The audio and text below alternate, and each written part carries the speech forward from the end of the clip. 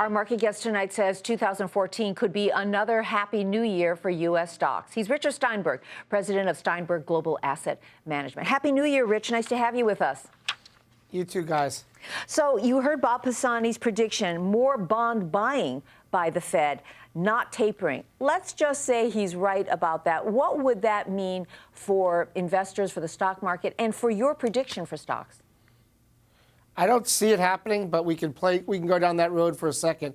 It would mean that we would have a major sell-off in the markets, which would affect corporate and consumer spending. Consumers are 2/3 of the economy, and the Fed would be forced to add liquidity back to the market. We don't see that happening. We're kind of boring, tapering players going into this year, slow and methodical, from 85 billion to 75 billion, and then slowly chipping away at that. What we should realize is that this could go into 2015, which will keep interest rates low and people interested in the stock market. What is your, Rich, overall prediction for the S&P 500 come year end this year, and how do you get there? Well, I think we're going to have a good year, not a stellar year like last year. But if you apply a 16 PE multiple to our $121 estimate, you get to 1936 on the S&P, which could be roughly 8 to 10% total return, including dividends. You will hear talk from other strategists, and the big headline will be 2014 in 2014, and that would imply a 17+ multiple. Probably too aggressive, but if the Fed's tapering works, we may have to reevaluate where our target is. But for now, we're sticking in the mid to low 1900s for our target.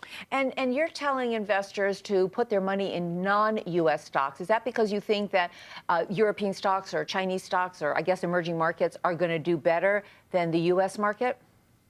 I think it's time to start to shift some of your portfolio away from our domestic market. Europe is trading at roughly 13 times earnings. So on a relative basis, you can get some good yield in Europe and cheaper valuation. So at the margin, clients should start to move a little bit towards international again.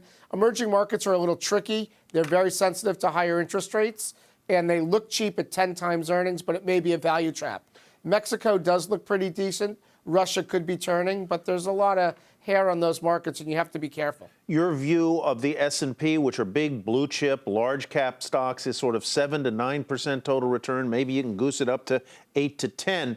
Are there pockets of opportunity that might take me out of those big cap blue chips where I could make more and maybe risk more?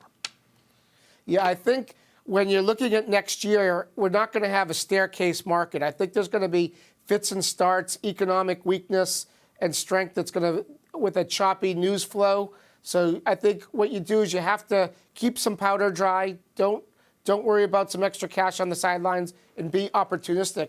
If you catch those moves, Tyler, you could have north of 8 to 10% returns. We have half a minute, Rich. You said you have two stocks that you think are good, that could go up as much as 20% this year. Real quickly, what are they? Ensco, which is an offshore driller with its youngest fleet. Stock yields 5.5%, trading at 8 times earnings. We have an $85 target. And the second one is an old name that everybody knows, which is eBay. PayPal and eBay core businesses are going well. They throw off $3.4 billion in free cash flow. We have a $63 target, and we think those are both names that investors can own into next year. Any disclosures I own Ensco. I don't own eBay. You knew what I was going to ask you. All right, Rich, have a happy holiday. Thanks so much for coming on the program. Happy and healthy, everyone. Rich Steinberg of Steinberg Global Asset Management.